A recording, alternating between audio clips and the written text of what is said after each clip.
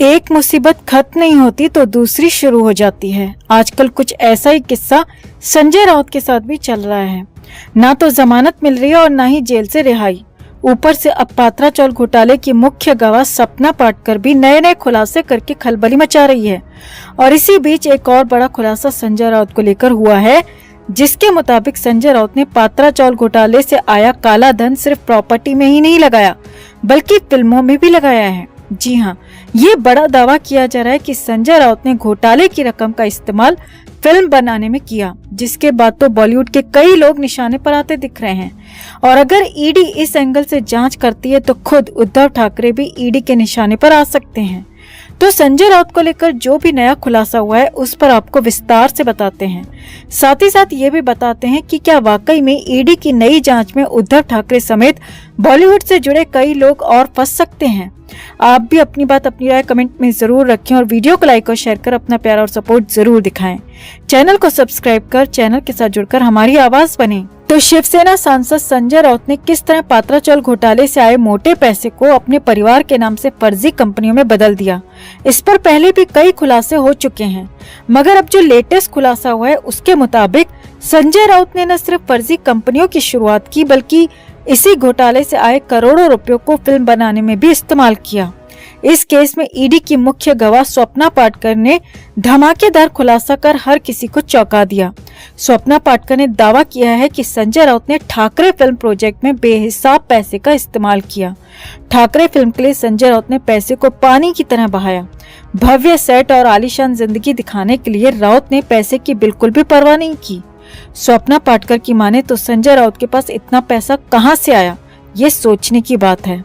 तो स्वप्ना पाटकर ने अपने हालिया बयान में कहा है कि संजय राउत ने ठाकरे फिल्म के प्रोजेक्ट के लिए जो पैसा इस्तेमाल किया था वो पैसा पात्रा चौल घोटाले से आया था। उसी पैसे को राउत ने फिल्म बनाने में लगाया। स्वप्ना पाटकर की माने तो संजय राउत ने पूरी प्लानिंग के तहत इस पैसे का इस्तेमाल किया। पहले तो संजय राउत ने राउटर्स एंटरटेनमेंट LLP नाम की एक कंपनी की स्थापना की और फिर इस कंपनी के जरिए फिल्मों में अपने कदम बढ़ाए। स्वप्ना पाटकर का दावा है कि राउत ने राउटर्स एंटरटेनमेंट LLP नाम की कंपनी के जरिए फिल्म ठाकरे का निर्माण किया और उस प्रोजेक्ट में अपना बेहिसाब पैसा डाइवर्ट कर दिया, जिसकी खबर कानों कान किसी को नहीं लगी। राउत ने अपनी ब्लैक मनी को व्हाइट करने के लिए ठाकरे फिल्म का निर्माण किया, ऐसा स्वप्ना पाटकर का नया दावा है। इतना ही नहीं, स्वप्ना पाटकर ने कहा है कि फिल्म की पूरी यूनिट को राउत ने भनक तक नहीं लगने दी और ठाकरे नाम की ये भव्य फिल्म बना दी ताकि उनका काला पैसा सफेद हो जाए। यहाँ आपको बता दें दोस्तों कि ठाकरे फिल्म साल 2019 में आई थी, जिसमें बॉलीवुड के जाने माने कलाकार नवाजुद्दीन सिद्दीकी और अमृता राव जैसे कई कलाकारों ने काम किया था। इस फिल्म में संजय राउत और उनकी पत्नी वर्षा राउत बतौर प्रोड्यूसर जुड़े हुए थे। इस फिल्म में बाला साहेब ठाकरे की जिंदगी की कहानी दिखाई गई थी। 25 जनवरी 2019 को रिलीज हुई फिल्म में दिखाया गया है कि किस तरह से एक मामूली सा कार्टूनिस्ट बाल ठाकरे कैसे अपनी मेहनत के दम पर मुंबई का शहंशाह बन गया और महाराष्ट्र की राजनीति में कैसे बादशाहत कायम की, ये इस फिल्म में दिखाया गया है। ठाकरे फिल्म में नवाजुद्दीन सिद्दीकी ने बाला साहब ठाकरे का रोल अदा किया है और बड़ी बात यह है कि फिल्म ने महाराष्ट्र समेत देश के कई इलाकों में अच्छा कारोबार भी किया था, जिसके जरिए राउत ने अपना पैसा तो सफेद किया ही किया, साथ ही साथ फिल्म से कमाई हुई वो अलग। स्वप्ना पाटकर ने तो एक और चौंकाने वाला खुलासा किया है, जिसके मुताबिक संजय राउत घोटाले की मोटी रकम के जरिए शराब कंपनी भी खोलना चाहते थे। जी हाँ, स्वप्ना पाटकर का दावा है कि अप्रैल 2021 तक संजय राउत की एक अल्कोहल कंपनी में दिलचस्पी थी।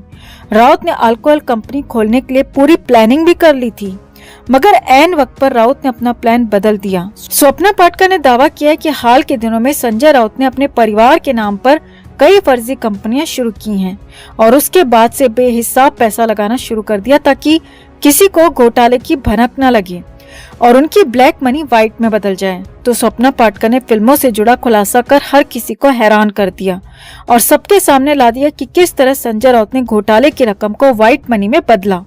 तो आपको स्वप्ना पाटकर के इस खुलासे पर क्या कहना है और क्या अब ईडी इस एंगल से भी जांच कर सकती है?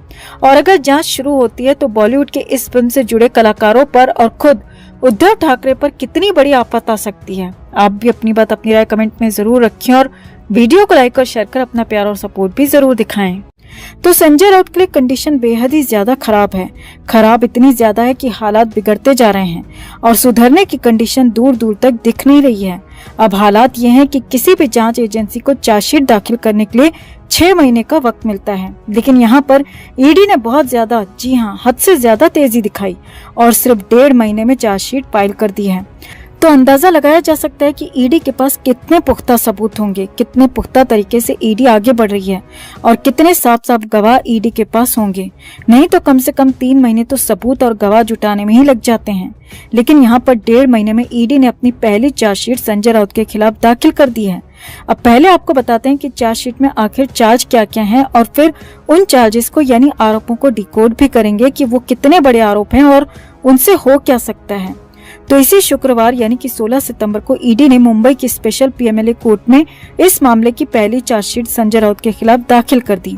अब चार्जशीट के नाम से ही जाहिर है कि इसमें चार्ज यानी कि आरोपों की पूरी लिस्ट होगी। तो चार्जशीट के मुताबिक संजय राउत को इस पूरे मामले में सबसे बड़ा आरोपी बताया गया और संजय राउत को ही मास्टरमाइंड बताया गया है। ईडी की चार्जशीट के मुताबिक 1000 करोड़ के इस घोटाले में संजय राउत ने प्लानिंग से लेकर एक्सिक्यूशन तक के सारे काम किए और इसीलिए संजय राउत इसमें बड़े नहीं बल्कि सबसे बड़े घोटालेबाज हैं।